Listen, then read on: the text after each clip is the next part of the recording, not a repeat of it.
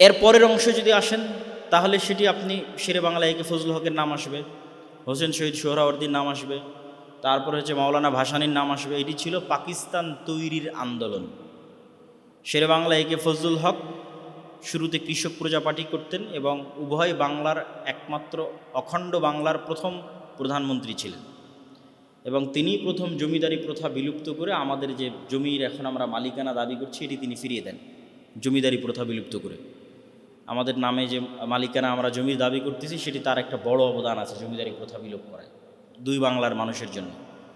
তো তিনি কিন্তু কখনোই মুসলিম লীগ করতেন না। তিনি চাইতেন কি উভয় বাংলা মিলে একটা স্বাধীন বাংলাদেশ গঠন হোক, মানে কলকাতা এবং ঢাকা মিলে পাকিস্তানের সাথেও না ভারতের সাথেও না একটা স্বাধীন বাংলাদেশ তৈরি হোক। এই কারণে তার হোসেন শহীদ সোহরাওয়ার্দীর সাথে মিলত না, দ্বিমত ছিল। কিন্তু যখন দেখলেন যে না, এখানে দুইটা বাদে কোনো চয়েস নাই, হয় ভারতের সাথে যেতে হবে না পাকিস্তানের সাথে যেতে হবে, কোনো চয়েস নাই, তখন হোসেন শেরে বাংলা একে ফজলুল হক তার যে আমিত্ব আছে, তার যে অহমিকা বোধ আছে, সেটিকে বিসর্জন দিয়ে মুসলমানদের জন্য, মুসলমানদের মুসলমানিত্বকে রক্ষা করার জন্য পাকিস্তানের সাথে যুক্ত হওয়ার সিদ্ধান্ত নেন। 1947-এর 14ই আগস্ট আজকে বাংলাদেশের যে মানচিত্র সেটি আমরা পাই। এই জন্য 47-এর আন্দোলনকে বিসর্জন দেওয়া মানে বাংলাদেশকে বিসর্জন দেওয়া। আমরা যেই মানচিত্রের উপর বসবাস করছি এটি তো 71-এর না, 47-এর 14ই আগস্টে পাওয়া। সেটির জন্য যারা চেষ্টা করেছে তাদের ইতিহাসকে মাইনাস করা মানে বাংলাদেশকে মাইনাস করা। আপনি শেরে বাংলা একে ফজলুল হকের ইতিহাস না পড়েন, 47-এর আন্দোলনের ইতিহাস না পড়েন, হোসেন শহীদ সোহরাওয়ার্দীর ইতিহাস না পড়েন, তাহলে আপনি বাংলাদেশকে মাইনাস করতেছেন। তারই ধারাবাহিকতায় বাংলাদেশ প্রতিষ্ঠিত হয়েছে। কিন্তু নিজেদের মুসলমানিত্ব রক্ষা করতে গিয়ে আমরা কি দেখলাম? আমরা যাদের সাথে যুক্ত হয়েছি তারা আমাদের সাথে বৈষম্য করতেছে। আর এটি সত্য। এটি যে সত্যতা এখনও বোঝা যায় আপনি যদি দেশের বাইরে যান। দেশের বাইরে গেলে দেখবেন যে ইন্ডিয়ানরাও আপনাকে সহ্য করে না, পাকিস্তানেরও আপনাদেরকে সহ্য করে না। পৃথিবীর থার্ড ওয়ার্ল্ড কান্ট্রির একটা নাগরিক হিসেবে তারা নিজেদেরকে একটু উঁচু মনে করে। ইন্ডিয়ান যারা তারাও মনে করে বাঙালিদের চেয়ে তারা উঁচু, পাকিস্তানেরাও মনে করে তারা বাঙালিদের চেয়ে উঁচু, সৌদিরাও মনে করে তারা বাঙালিদের চেয়ে উঁচু। হয়তো আমাদের বেশিরভাগ পেশাগত মানুষের যে পেশা বহির্বিশ্বে থাকে সেটির ফলে হয়তো এরকম একটা আমাদের চেহারা বা আমাদের একটা প্রতিফলন তাদের সামনে তৈরি হয়েছে। কিন্তু সব জায়গায় যে আমরা ডিসক্রিমিনেশন এবং বৈষম্যের শিকার এটি বোঝা যায়, সীমান্ত পার হলেই বোঝা যায়। সুতরাং 1971-এর পূর্বে যে আমরা পাকিস্তান কর্তৃক বৈষম্যের শিকার ছিলাম এটি সত্য। সেই বৈষম্য থেকে মুক্তির জন্যই মূলত 71-এর যুদ্ধ হয়েছে। কিন্তু তার মানে কখনোই এটি নয়, 71-এর যুদ্ধ মানে কখনোই এটি নয় যে বাংলাদেশ ভারতের দাসত্ব বরণ করবে, এটি কখনোই নয়।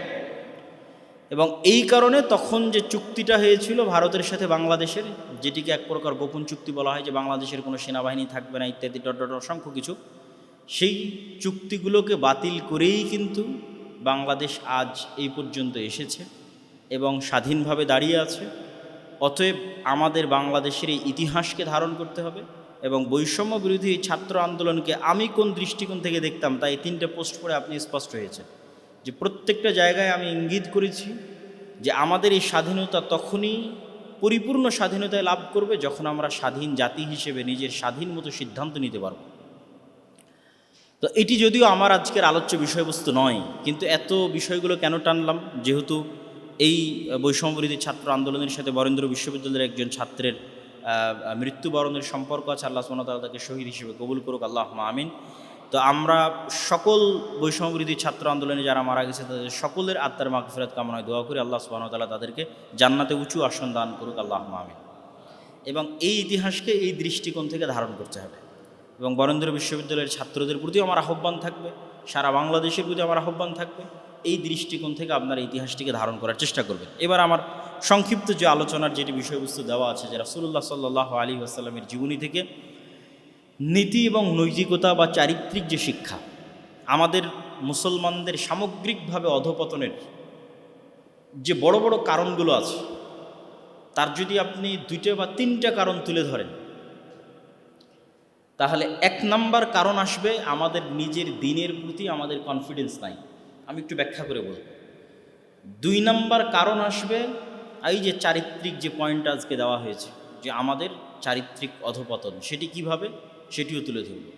3 নাম্বার কারণ আসবে কলোনিয়াল মাইন্ড সেটআপ, আর এটার বিস্তর ব্যাখ্যা আমি রাজশাহী বিশ্ববিদ্যালয়ে করেছিলাম যে কিভাবে কলোনিয়াল মাইন্ড সেটআপ আমাদেরকে দাসত্ব এবং গোলামির দিকে নিয়ে যাচ্ছে। তো নিজের দিনের উপর কনফিডেন্স নাই বলতে, আপনি যতক্ষণ সচক্ষে ইহুদিদেরকে না দেখেছেন ততক্ষণ পৃথিবীর কিছুই দেখেননি। একজন পথভ্রষ্ট মুসলিম আর একজন খ্রিস্টানের মধ্যে আসলে তেমন কোনো পার্থক্য নাই। ফলত পৃথিবীর অধিকাংশ মানুষজন খ্রিস্টান আর আমি হয়তো পথভ্রষ্ট মুসলিম, সুতরাং আমার জন্য ইউরোপ আমেরিকা ঘুরে তেমন কোনো শিক্ষা থাকবে না। কিন্তু আপনি ইউরোপ আমেরিকা ঘুরতে গিয়ে যদি খুব গভীরভাবে অবজার্ভ করেন ইহুদিদেরকে, আপনার জন্য অনেক কিছু শিক্ষা আছে। আপনি আশ্চর্য হয়ে লক্ষ্য করবেন কোথায় আমরা মুসলমানেরা, আমরা সবাই জানি যে দাড়ি রাখা রাসূল সাল্লাল্লাহু আলাইহি ওয়াসাল্লামের সুন্নাত, কিন্তু আমরা শতকরা 2 জনও দাড়ি রাখি না। কিন্তু আপনি ইহুদিদের দেখবেন ওরা শতকরা 90 জনের বেশি দাড়ি রাখে। আশ্চর্য হয়ে যাবে যখন ওদের লাইফ স্টাইল আপনি দেখবেন। আপনি যদি খ্রিস্টানদের সাথে মিশেন ইউরোপ আমেরিকায়, সাদা চামড়ার যারা খ্রিস্টানদের সাথে মিশবেন, দেখবেন যে ওদের লাইফ স্টাইল আপনাকে এইভাবে প্রভাবিত করছে যে তুমি সারাদিন 5 দিন কাজ করে ইনকাম করবা, সপ্তাহের 2 দিন এই টাকা তুমি মদের বারে গিয়ে উড়াই দেবা, অথবা জুয়ার যে পাব আছে সে পাবে গিয়ে উড়িয়ে দিবা, অথবা কোনো মেয়েকে নিয়ে ফুর্তি করতে গিয়ে উড়িয়ে দিবা। ওরাও করতেছে, আপনিও করবেন। কিন্তু আপনি অ্যাট এ টাইম ওই সময় একজন ইহুদির লাইফ স্টাইল দেখেন, ইহুদিদের সমাজে পল্লীতে গিয়ে দেখেন যে মানুষের মেন্টাল যে কানেকশন আছে এটিকে ডিস্ট্রাক্টেড করতে পারে এমন প্রত্যেক কিছু থেকে তারা 1000 কিলোমিটার দূরে। মানে মদ জুয়া থেকে লক্ষ লক্ষ কিলোমিটার দূরে যারা ধার্মিক ইহুদি যাদেরকে পাবে, খুবই রেস্ট্রিক্টেড এবং খুবই কঠোর ও কঠিনভাবে তারা অনুসরণ করে, এবং তাদের চুল পরিমাণ হেজিটেশন কাজ করে না নিজের দিন অনুসরণ করতে, ন্যূনতম হেজিটেশন না। আমি দাঁড়িয়ে রাখবো, মানুষ কি বলবে এটা ওদের মাথাতেই আসে না। এইটা করবো, মানুষ কি বলবে এটা মাথাতেই আসে না। মুসলমানেরা অন্যদের খাবার খাওয়া, তাদের জন্য আহলুল কিতাবদের খাবার খাওয়া ততক্ষণ হালাল যতক্ষণ তারা আল্লাহ সুবহানাহু ওয়া তাআলাকে স্বীকার করে। তো হালাল হওয়ার দিক থেকে সবচেয়ে বেশি নিকটে আছে ইহুদিদের কৌশার ফুড। তো ওদের যে হালালের রুলস আছে এত কঠোর ও শক্তভাবে তারা মেনটেন করে, কেন ওদের রুলসগুলো কিছুটা ওরা নিজেদের উপর আল্লাহ সুবহানাহু ওয়া তাআলা ফরজ না করলেও বেশি চাপিয়ে নিয়েছে। তো যেমন ধরেন, এমন কোনো রেস্টুরেন্ট আপনি ইহুদিদের পাবেন না যেখানে একজন হুজুরকে রাখা নাই, মানে রাবাই, ইহুদি রাবাই, তথা ওই রেস্টুরেন্টের প্রত্যেক দিনের রান্না শুরু হতে হবে ইহুদি হুজুরের হাত দিয়ে, এবং ডিমও ভাঙবে ইহুদি হুজুর, মুরগি জবাইও করবে ইহুদি হুজুর। প্রত্যেকটা রেস্টুরেন্টে একজন করে ইহুদি হুজুর রাখা আছে, ইহুদি রাবাই। এতটা কঠোরভাবে তারা ফলো করে তাদের হালাল যে রুলস আছে। তা আমি কি ইহুদিদের প্রশংসা করছি? না, আমি ইহুদিদের প্রশংসা করছি না, কিন্তু ওরা কেন খারাপ সেটিও বলবো, ইহুদিরা কেন খারাপ সেটিও আমি বলতেছি। কিন্তু ওদেরকে দেখলে আপনি রিয়েলাইজেশন পাবেন যে সে ভ্রান্ত হওয়ার পরেও তার দিনের উপর কতটা কঠোর থাকতে পারে। আর আমাদের নবী মুহাম্মদ সাল্লাল্লাহু আলাইহি ওয়াসাল্লামের আদর্শ আমি সঠিক জানার পরেও আমি কতটা হেজিটেটেড হতে পারি আমার দিনের বিষয়ে। প্রত্যেকটা ধাপে তরুণ প্রজন্ম, মা এবং বোন সবাই হেজিটেশনে থাকে। মানুষ কি বলবে? এই যে সৌন্দর্যের অসম প্রতিযোগিতা শুরু হয়েছে, মানুষকে এই অসম প্রতিযোগিতা হতাশ বানায়। আল্লাহ সুবহানাহু ওয়া তাআলা সবাইকে সবচেয়ে সুন্দর করে সৃষ্টি করেননি, কিন্তু যখন আপনার অজান্তে আপনি সৌন্দর্যের প্রতিযোগিতায় লিপ্ত হয়ে যাবেন, তখন আপনি হীনম্মন্যতায় ভুগবেন। আর একজনের টিকটকের ভিউ কয়েক লক্ষ, আপনারটা হয় না। আর একজনের ইনস্টাগ্রাম এবং রিলসের ভিউ কয়েক মিলিয়ন, আপনারটা হয় না। সে আপনার চেয়ে বেশি সুন্দরী, আপনি তার মতো সুন্দরী না। মানুষকে হীনম্মন্যতায় ভোগায়, হতাশায় নিয়ে যায়। এই জন্য আল্লাহ সুবহানাহু তাআলার নির্দেশনার মধ্যেই আছে কেন আল্লাহ সুবহানাহু ওয়া তাআলা পর্দার কথা বলেছে। মানুষের আত্মসম্মান এবং সেলফ রেসপেক্ট রক্ষায় পর্দা অনেক ভূমিকা পালন করে। আপনি অন্তত অসম প্রতিযোগিতা থেকে বেঁচে যাবেন, হেজিটেশন এবং ফ্রাস্ট্রেশন থেকে বেঁচে যাবেন। সমাজে সৌন্দর্যের অসম প্রতিযোগিতা নাই। আল্লাহ সুবহানাহু ওয়া তাআলা সবাইকে যেভাবে সৃষ্টি করেছে সে সেভাবে আছে। তখন এখানে কেউ হতাশ হবে না, কেউ আত্মহত্যা করবে না, কেউ গলায় ফাঁসি দিবে না। তো যাক, আমি অন্যদিকে চলে গেলাম। তো এই যেটা বলতে চাচ্ছিলাম আর কি, যে আপনি ইহুদিদের থেকে অন্তত এই জিনিসটা শিখতে পারবেন যে তাদের দিনের উপর ভ্রান্ত থাকার পরও তারা কতটা কট্টর, তাদের মেয়েরাও তাদের ছেলেরাও। কিন্তু আমরা আমি যদি পর্দা করি মানুষ কি বলবে, এইভাবে করলে ভালো, ওইভাবে করলে ভালো, এই যে হেজিটেশনের মধ্যে আছে, এটা ওরা নাই। তাহলে ওরা খারাপ কেন? ওরা খারাপ, ওদের মধ্যে আর মুসলমানদের মধ্যে পার্থক্য হচ্ছে খ্রিস্টানেরা সত্যটা জানেই না, এই জন্য তারা পথভ্রষ্ট। এই জন্য সবচেয়ে বেশি ইসলাম ধর্ম আগেও গ্রহণ করেছে খ্রিস্টানেরা, ভবিষ্যতেও গ্রহণ করবে খ্রিস্টানেরা। কেননা ওরা সত্য জানেই না, তো জানলেই মানবে। এই জন্য আল্লাহ ওদের বলেছে বলা দলিন। আমরা মুসলমানেরা সত্যটা জানি এবং আমাদের কনসেপ্ট, আমাদের নবী মুহাম্মদ সাল্লাল্লাহু আলাইহি ওয়াসাল্লামের কনসেপ্ট, এই দীর্ঘ 1400 বছরের খোলাফায়ে রাশিদিন থেকে শুরু করে উমাইয়া, আব্বাসি, ওসমানী সালতানাতের পর্যন্ত মুসলমানদের এটাই কনসেপ্ট ছিল, এখনও আছে, যে মুসলমানেরা সারা পৃথিবীর মানুষের কল্যাণ চায়। মুসলমানেরা যেমন নিজে জানে যে আমি মদ খাবো না, আমি বিড়ি সিগারেট খাবো না, এটা আমার জন্য ক্ষতিকর, ঠিক মুসলমানেরা এটা চায় পৃথিবীর কেউ যেন এই ক্ষতিতে না পতিত হয়। মুসলমানেরা যেমন জানে সুদ হারাম, এটি পৃথিবীতে গোলামির জিঞ্জিরে আবদ্ধ করে মানুষকে, ঠিক মুসলমানেরা এটি চায় যে পৃথিবীর আর কোনো মানুষ, একটা হিন্দু, একটা বৌদ্ধ, এই সুদের মতো অভিশপ্ত বেড়া জালে যেন আক্রান্ত না থাকে, সে যেন গোলাম না হয়। এই জায়গায় ডিফারেন্স হচ্ছে ইহুদিদের সাথে। ইহুদিরা সত্যটা জানে এবং সত্যটা শুধু তাদের জন্যই সীমাবদ্ধ রেখেছে, আর পুরো পৃথিবীর মানুষকে কিভাবে গোলাম বানানো যাবে, কিভাবে ধ্বংস করা যাবে, তার জন্য সকল অর্থ এবং চিন্তাভাবনা তারাই ব্যয় করে। কেননা তারা সুপারিয়রিটি থিওরিতে বিশ্বাস করে। ফলত সে নিজে 7টা 8টা করে সন্তান নেবে, কিন্তু পৃথিবীর মানুষ যেন সন্তানই না নেয়। ওদেরকে LGBTQ শিখিয়ে দাও, তাহলে তার সন্তানই হবে না, প্রজন্মই ধ্বংস। তাও যদি না পারো তো 1টা 2টার বেশি যেন না নেয়। আমার কথা বিশ্বাস না হলে আপনি চেক করতে পারেন, কারো না কারো আত্মীয় স্বজন আছে ইউরোপে, আমেরিকায়, কল দিয়ে জিজ্ঞেস করবেন তোমার নিকটস্থ যে কোনো ইহুদির কয়টা সন্তান, চেক করতে পারেন, রিচেক করেন আমার বক্তব্যকে। প্রায় ম্যাক্সিমাম ইহুদির 6টা 7টা 5টা সন্তান, কিন্তু তারাই সারা পৃথিবীতে সবচেয়ে বেশি পেট্রোনাইজ করছে যেন এদের সন্তানই না হয়, ধ্বংস হয়ে যায়। তারা নিজেরা নিজেদের মধ্যে কখনো সুদি লেনদেন করে না, কিন্তু সারা পৃথিবীর সুদি ইকোসিস্টেম কারা কন্ট্রোল করে? ইহুদিরাই কন্ট্রোল করে। এইটা হলো ইহুদিদের অভিশপ্ত হওয়ার কারণ। এরা সত্যটা জানে, এই সত্যটা নিজেদের জন্য সীমাবদ্ধ রাখে, নিজেদেরকে সুপারিয়র মনে করে, আর পৃথিবীর সব মানুষকে গোলাম মনে করে। আর পৃথিবীর মানুষকে কেমনে গোলাম রাখা যাবে, এটা ওদের টেন্ডেন্সি। তো গোলাম যদি আপনি পৃথিবীর মানুষকে রাখতে চান, তাহলে ওকে নেশায় আসক্ত করলে গোলাম বানানো সহজ না কঠিন? সহজ। আপনি নেশাগ্রস্ত থাকবেন, অটোমেটিক গোলাম থাকবেন। আপনাকে যদি সুদের অর্থনৈতিক দাসত্বের বেড়া জালে ফেলা যায়, আপনি গোলাম থাকবেন না? থাকবেন না, গোলাম থাকবেন। কিন্তু আমরা চাই না কখনই পৃথিবীর একটা মানুষও গোলাম থাকবে। আমরা চাই পৃথিবীর প্রত্যেকটা মানুষ স্বাধীন হোক। এই জন্য আমরা চাই না পৃথিবীর কোনো মানুষই নেশায় আসক্ত হোক, পৃথিবীর কোনো মানুষের সুদের মতো অর্থনৈতিক দাসত্বের বেড়া জালে আক্রান্ত হোক, আমরা চাই না। কিন্তু এটা তারা চায়, তারাই একমাত্র স্বাধীন থাকবে, সারা পৃথিবীর মানুষ গোলাম থাকবে। এইটা হলো তাদের মধ্যে আমাদের, তারা কেন খারাপ আর আমরা কেন ভালো, তার পয়েন্ট। কিন্তু তাদের থেকে যেটা শিক্ষা নেওয়ার আছে, যে ওরা যে সত্যটা নিজেদের জন্য প্রয়োগ করছে, ওই সত্যটা আমাদের কোরআনে থাকার পরও, আমাদের হাদিসে থাকার পরও, আমাদের নবীর আদর্শে থাকার পরও আমরা সেই সত্যগুলো নিয়ে হেজিটেটেড, দ্বিধাদ্বন্দ্বে ভুগছি, যা খুবই আফসোসজনক, খুবই দুঃখজনক। এই জন্য আপনি ইহুদিকে না দেখলে পৃথিবীর কিছুই দেখেননি। কেন? ওরা বাদে আর পৃথিবীর যাদেরকে দেখতেছেন এরা কিছুই জানে না পৃথিবী সম্পর্কে, এরা পরকাল সম্পর্কে কিছুই জানে না, এরা পৃথিবীর প্রকৃতি সম্পর্কে কিছুই জানে না। এরা জাস্ট দুনিয়াতে মেশিনের মতো আসতেছে, মেশিনের মতো পশুর মতো খাচ্ছে, থাকছে, ঘুরছে ফিরছে। চায়নার কথা বলেন, জাপানের কথা বলেন, আর খ্রিস্টানদের কথা বলেন। সুতরাং এদের দেখে আপনি কোনো শিক্ষা পাবেন না। আপনি শিক্ষা পাবেন যদি ইহুদিদেরকে দেখেন, তাহলে আপনি বুঝবেন যে না, এই পৃথিবীর অন্য কোনো অর্থ আছে, যে অর্থের পিছনে তারা ছুটতেছে। সেই অর্থটাই হচ্ছে এই পৃথিবী একদিন ধ্বংস হবে এবং আমাদের মৃত্যু হবে এবং পরকাল হবে, এবং নবীরা সত্য, আল্লাহর কিতাব সত্য।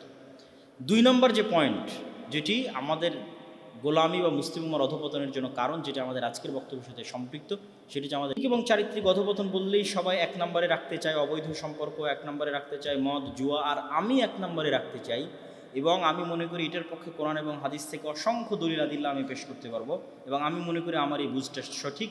সেটি হচ্ছে সততা এবং ন্যায়পরায়ণতা না থাকা। এটা হচ্ছে 1 নম্বর নৈতিক এবং চারিত্রিক পদস্খলন, আরও বিশেষ করে বাংলাদেশের মুসলমানদের জন্য, ভারত পাকিস্তান বাংলাদেশের মুসলমানদের জন্য, এবং আরও স্পেশালি বাংলাদেশের মুসলমানদের জন্য। দেখেন, রাসূলুল্লাহ সাল্লাল্লাহু আলাইহি সাল্লাম বলছেন, আরবাউন মান কুন্না ফীহি, 4টা বৈশিষ্ট্য যার মধ্যে আছে সে নির্ভেজাল খাঁটি মুনাফিক। এভাবে হাদিসে আসছে, 4টা বৈশিষ্ট্য যার মধ্যে আছে সে নির্ভেজাল খাঁটি মুনাফিক। মানে সে সত্যিকার অর্থে মুমিন কিনা এটা নিয়ে সন্দেহ। সেখানে কিন্তু রাসূল সাল্লাল্লাহু আলাইহি ওয়াসাল্লাম বলেননি যে অবৈধ সম্পর্কে লিপ্ত হলো সে খাঁটি মুনাফিক হওয়ার সম্ভাবনা আছে, বা যে হচ্ছে মাদকাসক্ত হলো সে খাঁটি মুনাফিক হওয়ার সম্ভাবনা আছে। কি বলছেন দেখেন, ইজা হাদ্দাসা কাযাবা, যখন কথা বলে মিথ্যা বলে, ওয়াইদা ওয়াদা আখলাফা, যখন ওয়াদা দেয় ওয়াদা ভঙ্গ করে, ওয়াইদা তুমিনা খানা, যখন আমানত রাখা হয় আমানতের খেয়ানত করে। আপনি প্রিন্সিপালের পদ বলেন, ভিসির পদ বলেন, OC, DC, SP, sub registrar, AC land, প্রধান উপদেষ্টা, প্রধানমন্ত্রী, এই প্রত্যেকটা পদ কি? আমানত, দায়িত্ব, আমানত। আপনি ডিসির পদে বসে, ওসির পদে বসে, এসিল্যান্ড, সাব রেজিস্ট্রারের পদে বসে আপনি মিথ্যা বলছেন, মিথ্যা স্বাক্ষর করতেছেন, মানুষের কাছে অবৈধভাবে ঘুষ গ্রহণ করতেছেন, আপনি তো খাঁটি মুনাফিক। আপনাকে তো রাসূল বলেছেন আপনি খাঁটি মুনাফিক। তাহলে তাহলে এটিই হচ্ছে আমাদের জাতিগত নৈতিক চরিত্রের সবচেয়ে বড় অধপতনের জায়গা। এই জন্য সত্যবাদী এবং ন্যায়পরায়ণ, মুখে বলবো সত্য, কাজে করব ন্যায়, এই জিনিসটা মুসলমানদের সবচেয়ে জরুরি প্রয়োজন, যেটি না থাকার কারণে আমরা না দেশের নেতৃত্ব দিতে পারবো, না পৃথিবীর নেতৃত্ব দিতে পারবো। আপনি শুধু সালাত আদায় করে অথবা অন্য কিছুর মাধ্যমে হয়তো জান্নাতে যেতে পারেন আল্লাহর কাছে ক্ষমা নিয়ে, কিন্তু আল্লাহ সুবহানাহু ওয়া তাআলা আপনাকে কখনোই দেশ ও জাতির নেতৃত্ব দেওয়ার সুযোগ দিবে না আল্লাহর দয়ায়, যতক্ষণ না আপনি ন্যায়পরায়ণ এবং সত্যবাদী না হন। এবং এটি আমাদের ইসলামপন্থী দল বা সংগঠন, মসজিদ, মাদ্রাসাগুলোরও সেম প্রবলেম। আমরা ন্যায়পরায়ণতার মাপকাঠি ঠিক রাখতে পারি না, এবং প্রত্যেকটা জায়গায় দেখবেন যেখানে সমস্যা হয়েছে সেখানে ন্যায় নাই দেখেই সমস্যা হয়েছে। এক মাদ্রাসা থেকে আরেক মাদ্রাসা, এক দল থেকে আরেক দল, ঠিক আছে, এই যে সমস্যাগুলো, বিভেদ, এই প্রত্যেকটা বিভেদের জায়গায় আকীদা মাসালা নাই, প্রত্যেকটা বিভেদের জায়গায় আছে ন্যায় এবং সত্য। হয় যে আমির সে অন্যায় করছে, না হয় যে মামুর অধীনস্থ সে অন্যায় করছে, হয় যে আমির সে মিথ্যা বলছে, না হয় যে মামুর সে মিথ্যা বলছে, এখানে অন্যায় আছে। এবং ন্যায় জিনিসটা খুবই কঠিন। আপনি বলবেন যে এই ন্যায় জিনিসটা কতটা কঠিন আপনাকে দেখাই। এমনও বহু ইমাম পৃথিবী থেকে গেছে যারা বিবাহ পর্যন্ত করেননি এই ভয়ে যে তিনি তার স্ত্রীর সাথে যদি ন্যায় পরায়ণতার সাথে আচরণ না করতে পারেন, তো নিজের গুনাহ তো আল্লাহর কাছে ক্ষমা নিয়ে নিব, কিন্তু আমার স্ত্রীর সাথে যে আমি ন্যায় পরায়ণ হতে পারিনি, এটা তো আমার স্ত্রী ক্ষমা না করলে আমি কিয়ামতের মাঠে বিপদে পড়ে যাব। ন্যায়পরায়ণতার মানদণ্ড আপনাকে আরও বলি। আপনার আব্বা যখন আপনার দাদার জমি বন্টন করেছে, তখন আপনার ফুফুকে, যেটা রাজশাহী শহরের মেন পয়েন্টের জমি সেটা আপনার আব্বা নিয়েছে, আর যেটা গ্রামে কম দামি জমি সেটা ফুফুকে দিয়েছে। এটি হচ্ছে দুর্নীতি এবং চুরি ইসলামের দৃষ্টিতে। এটা ইসলামের দৃষ্টিতে কি বললাম? দুর্নীতি এবং চুরি। আপনার তাহাজ্জুদ দিয়েও আল্লাহ আপনাকে জাতির নেতৃত্ব কখনোই দিবে না, যে আল্লাহর দয়ায় আপনি দেশ ও জাতির নেতৃত্ব দিবেন, এটা অসম্ভব। একই জিনিস মেয়েদের জন্য প্রযোজ্য। যদি আজকে মা এবং বোনেরা উপস্থিত থাকেন তাহলে তাদের জন্য প্রযোজ্য। এই যে শাশুড়ি এবং বউয়ের মধ্যে গণ্ডগোলের কথা বলেন, দুই ভাইয়ের মধ্যে গণ্ডগোলের কথা বলেন, এই প্রত্যেকটা জায়গায় কি আছে? ন্যায় পরায়ণতার ত্রুটি আছে, ফলত সেখানে গণ্ডগোল তৈরি হয়। তো এই জন্য ন্যায় প্রতিষ্ঠা করা এবং সত্য বলা, এটা হচ্ছে আমাদের সবচেয়ে বড় চারিত্রিক পদস্খলন। আর যে চারিত্রিক পদস্খলনগুলোর কথা বলবেন সেটা আমি শুরুতে আলোচনা করে নিয়েছি ইহুদিদের উদাহরণ দিয়ে। অবৈধ সম্পর্কের কথা বলেন, মদ জুয়ার কথা বলেন, নেশার কথা বলেন, আপনি যদি শিখতে চান তাহলে ইহুদিদের কাছ থেকে শিখতে হবে। মানসিক ডিস্ট্রাকশন থেকে হাজার হাজার কিলোমিটার দূরে তারা ফুল টাইম প্রোডাক্টিভ থাকতে হবে। আপনি এগুলো প্রত্যেকটার সাথে যুক্ত হবেন, আপনার প্রোডাক্টিভিটি নষ্ট হয়ে যাবে। অবৈধ সম্পর্ক আপনার প্রোডাক্টিভিটি নষ্ট করে দেবে, নেশা আপনার প্রোডাক্টিভিটি নষ্ট করে দেবে। কিন্তু আপনাকে প্রোডাক্টিভ থাকতে হবে, কেন? আপনি দেশ ও জাতিকে নেতৃত্ব দিতে চান, আপনি মুসলিম উম্মাকে নেতৃত্ব দিতে চান, মুসলিম উম্মার জন্য কাজ করতে চান, আপনাকে প্রোডাক্টিভ থাকতে হবে। আর প্রোডাক্টিভ থাকার জন্য এগুলো প্রত্যেকটা যে ডিস্ট্রাকশান আছে এগুলো থেকে বেরিয়ে আসতে হবে। মোবাইলও distraction, TikTok, Facebook, YouTube, Netflix, ঘন্টার পর ঘন্টা ওয়েব সিরিজ, এগুলো ডিস্ট্রাকশন। এই সমস্ত ডিস্ট্রাকশন থেকে যতক্ষণ বের না হয়ে আসবেন ততক্ষণ পৃথিবীতে আর কারোর সাথে পাল্লা দিতে পারলো ইহুদিদের সাথে পাল্লা দিতে পারবেন না। এটা আমি স্বাক্ষর করে দিয়ে গেলাম যে পৃথিবীর আপনি খ্রিস্টানদের সাথে পাল্লা দিয়ে দিতে পারেন, আরও অনেকের সাথে পাল্লা, কিন্তু ওদের সাথে পারবেন না। কেন? ওরা টোটালি ফোকাসড, কী করতে হবে সেটার পিছনে যান জীবন দিয়ে সবসময় ফোকাসড থাকে, কখনোই ডিস্ট্রাক্টেড হয় না। কেননা ডিস্ট্রাক্টেড হওয়ার মতো জিনিসগুলো থেকে তারা দূরে থাকে। কিন্তু আমরা মুসলিমরা সবচেয়ে বেশি ওই জিনিসগুলোতে আসক্ত, যা আমাদেরকে গোলাম বানাবে, আমাদের পরবর্তী প্রজন্মকে গোলাম বানাবে। ফ্রি ফায়ার পাবজিতে আসক্ত, অবৈধ সম্পর্কে আসক্ত, না পড়াশোনার সাথে সম্পর্ক আছে, না জ্ঞানের সাথে সম্পর্ক আছে। বাংলাদেশে এই ইংল্যান্ড থেকে আসার পর প্রায় এক বছর পার হতে যাচ্ছে, অথচ ইংল্যান্ডে যখনই সফরে বের হতাম, ডান্ডি থেকে লন্ডনে যাই, বার্মিংহাম যাই, ম্যানচেস্টার যাই, যেখানেই যাই, ট্রেনে উঠি আর বিমানে উঠি, মানুষের হাতে বই দেখতাম। ইংল্যান্ডের কথা বলতেছি, যেখানেই যেই দিনই বেরিয়েছি বই আছে। ওরা যদি ইউনিভার্সিটি ক্যাম্পাসে ফ্রেন্ড সার্কেল মিলে আড্ডাও দিচ্ছে, সেখানেও বই আছে, সেটা অবশ্যই স্টাডি গ্রুপ। কিন্তু বাংলাদেশে এই যে আসা আমার প্রায় এক বছর পার হয়ে যাচ্ছে, এখন পর্যন্ত কোথাও বাসে, ট্রেনে, তারপরে বিমানে কোথাও কারো হাতে বই দেখিনি। কারণ আমিও ভুলে গেছি যে বই যে রাখতে হয় বা বই যে পড়তে হয়, এটা আমিও ভুলে গেছি। কিন্তু ওখানে ওদের দেখে দেখে আমি শিখতাম। আমি ছবি তুলে তুলে আব্দুর রহমান আর আব্দুর রহমানের কাছে পাঠাতাম, দেখো আজকে বই পড়তেছে বাসে বসে থেকে, বা ইনি হচ্ছে ট্রেনে বসে থেকে বই পড়তেছে। মানে তারা জানে যে জ্ঞান ছাড়া পৃথিবীকে আপনি শাসন করতে পারবেন না, টেকনোলজি এবং সায়েন্স ছাড়া পৃথিবীকে শাসন করতে পারবেন না। আর সায়েন্স আর টেকনোলজিতে ইসলাম বিরোধী নয়। কেন ইসলাম বিরোধী হবে বলেন? আল্লাহ সুবহানাহু ওয়া তাআলা বলছে, ওয়াবতাগু মিন ফাজলিল্লাহ, সালাত যখন শেষ হয় তখন তুমি আল্লাহর দয়া অনুসন্ধান করো। তো এগুলো কি, কার দয়া? এগুলো কার দয়া? আল্লাহর দয়া। আরও একটা দলিল দিই, রাসূলুল্লাহ সাল্লাল্লাহু আলাইহি ওয়াসাল্লাম বলেন, পৃথিবীতে আল্লাহ এমন কোনো রোগ সৃষ্টি করেননি যেই রোগের ওষুধ আল্লাহ পৃথিবীতে রাখেননি। এটা আল্লাহর নবীর হাদিস, সহিহ হাদিস, যে পৃথিবীতে আল্লাহ এমন কোনো রোগ সৃষ্টি করেননি যেই রোগের আরোগ্য আল্লাহ পৃথিবীতে রাখেননি।